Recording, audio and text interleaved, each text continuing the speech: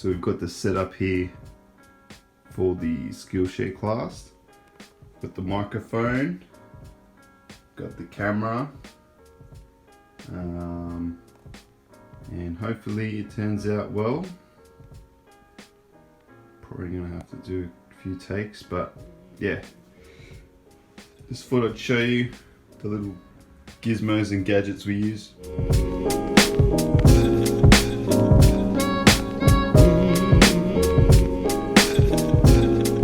So I've just filmed the e-learning class thing for Skillshare and Udemy. I think it went okay. It's taken a good couple of hours. I don't know, I gotta check the footage and see. Yeah, I don't know, I think the footage maybe actually just be whack. But, no. I guess I'll look into it, see how hard it is to edit.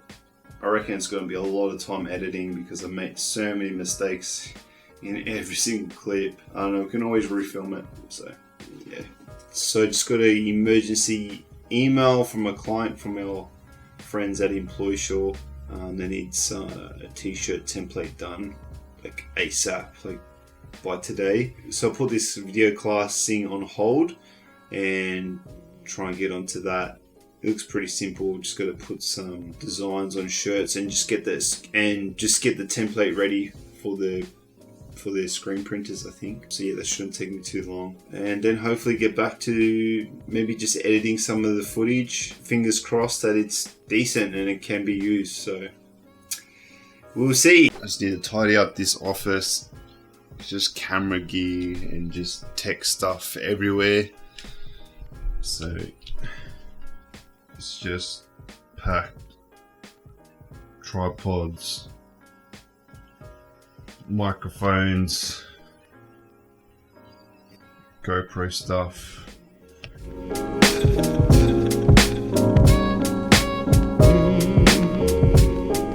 Edited the intro video and now I've just edited the first class. It's not as bad as I thought. I did stuff up on a particular section that I think I tried to get a little bit too fancy with my wordplay, and it sounded stupid. So I'm gonna have to record and do the slide for that particular section, record it, do a little bit of editing on there, and replace that one section for the first class. And yeah, that should be sweet. Hopefully it sounds better. The whole day I've only really done 2 videos. I still have 5 videos to go. So I think it's going to take longer than I thought. Alright, so good news. We have that final content for that sales pitch deck. Came through last night. So I can actually finally put it to rest, add the photo in, make some copy changes to the document, and that's it. That should be done. And then I'm going to go through the questionnaire that I got sent through about the new branding project we're going to be doing. I'm going to get all the information, take a look at it, and rework it into our own creative brief. And this is going to sort of set out the objectives, some background information about the company, about this new startup, basically get a feel of what the client is expecting in the project, what to do, what not to do. It's a great way for us to map out how we're going to take on this project and provide something that's more solutions based.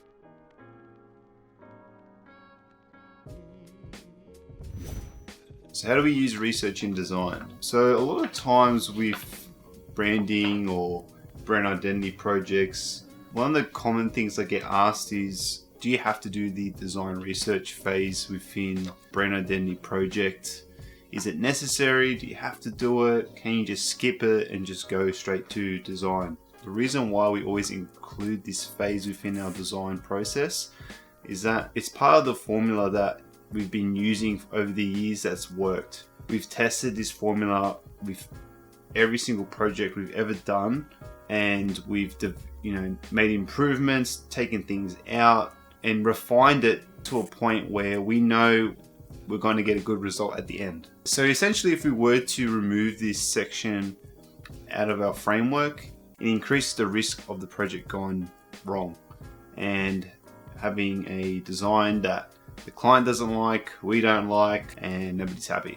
So in order to reduce the risk of this happening, we need to understand about the business. We need to understand the underlying problems that, our clients are trying to solve.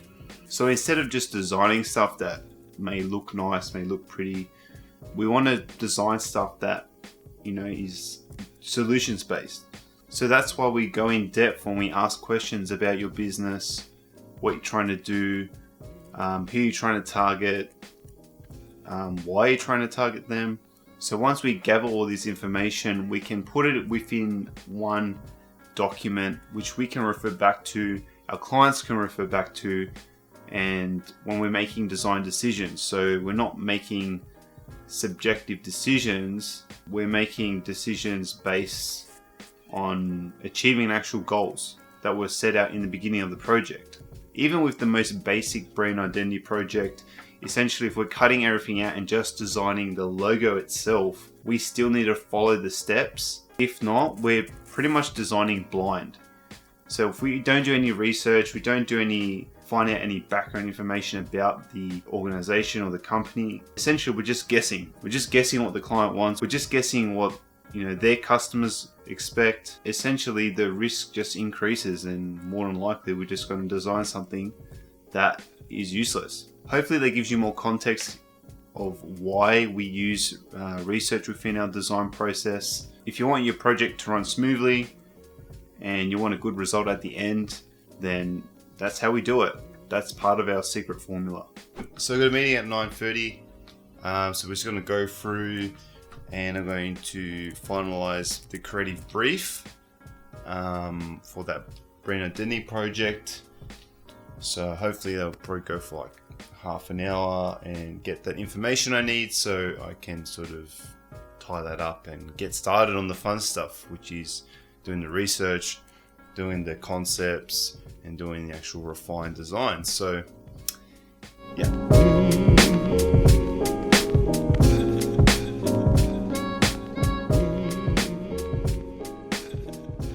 Okay, so if your brand, remember, I think we might have did this with the other one we did. So if your brand was a famous person, who would it be?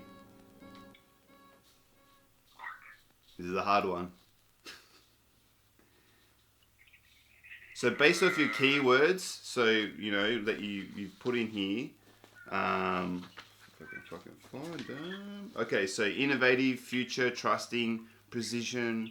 Who's that type of person?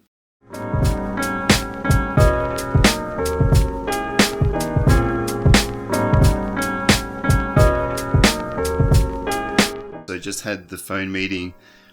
Went really well, got straight to the point, got all those questions answered, so I can just finally add them to the final brief. I just need to double check with a key point. It's actually the actual business name.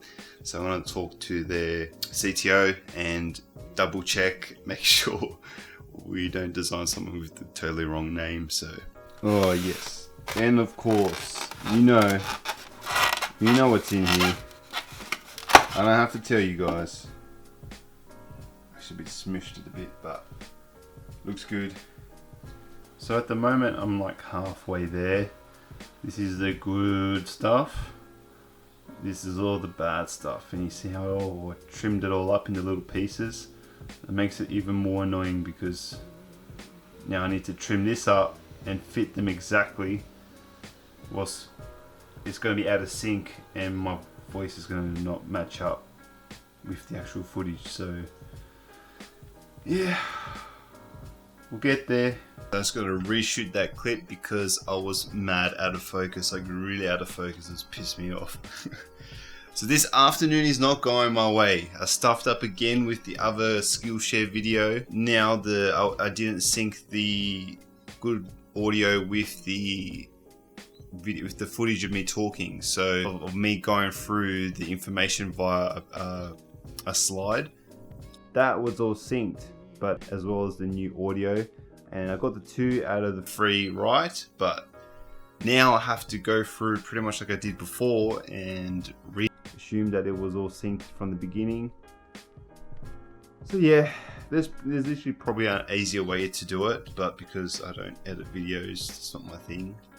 I'm officially over doing the Skillshare stuff. Tomorrow is going to be purely the weekly wrap up, working on that brand identity project. We just got an email about some clothing swag design from our client Employee Shore, so they need to do a winter collection. So that's on the plans tomorrow. And Dylan's coming in and he's going to be working on some marketing stuff. So yeah, Skillshare.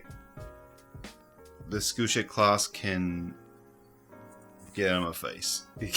Yeah, I'm just going to put that on the back burner. Okay, so we got some good news. So it looks like our How to Start a Freelance Design business course has been approved on Udemy.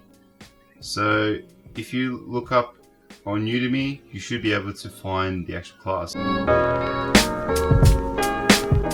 Okay, so update on Black Bear versus the old Mac. I think it's working. I think it's nearly there. I think.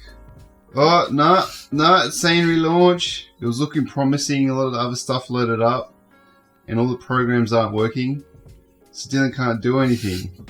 So isn't this a great Friday start to the Friday? And I think if this works, then everything else should work. I don't know. What do you think, Dylan? I thought it was gonna work, but they had the notifications up in the search bar. Yeah, I know. Me too. Then it comes with not working, gonna have to relaunch again. Okay, so maybe Yeah, restart the computer. I did that already this morning. Oh. I think we just wait and be patient because this old timer just is a bit slow. This is the most progress I've made today with it, so let's just wait. Let's give another 10 minutes and I don't know, hopefully something happens. No, it's going to work. It's going to work. Positivity. It's going to work. Started booting up the splash screen. It's going to work, Dylan. I believe in it. It won't work if you don't believe in it. So if that doesn't work, open Illustrator up. Alright, good news. Programs are working. It took literally an hour to get those programs to work. So Dylan's finally good to go. Basically, I'm just doing my research on that brand identity project. After that meeting yesterday, I noticed there was a couple of things missing in terms of competitors. Because it's such a new, innovative sort of product, it was hard to sort of find some indirect or direct competitors. If anything, there's more indirect competitors. I think I could only find one company that actually has something, an actual software product that they sell. The rest of them are indirect, providing the same service but without that cool interactive software. Now that I've done that, I am going through and looking at some visual examples that I think will suit. So all these visual examples are going to go into the mood board, which is basically a collage of different images, different types of brand identities that I think would work. And this will allow us to get a feel of, what the client's thinking, what they like, what they don't like, and what we should steer away from.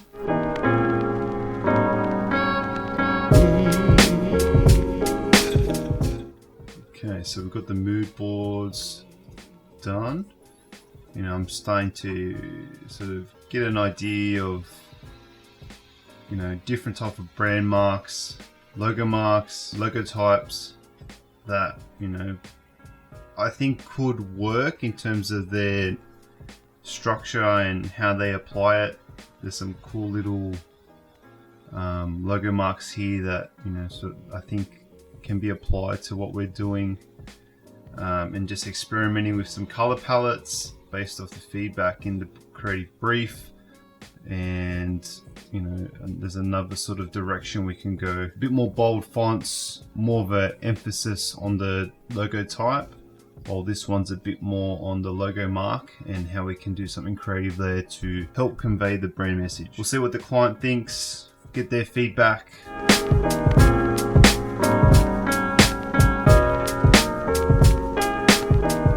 So that's a wrap for this week. It was a good week. Got a lot of stuff done. A few little hiccups along the way with the editing of the new Skillshare class. and obviously today with the issues with the Mac, but all in all, it wasn't too bad. Yeah, hopefully you enjoyed this week's episode of the weekly wrap up.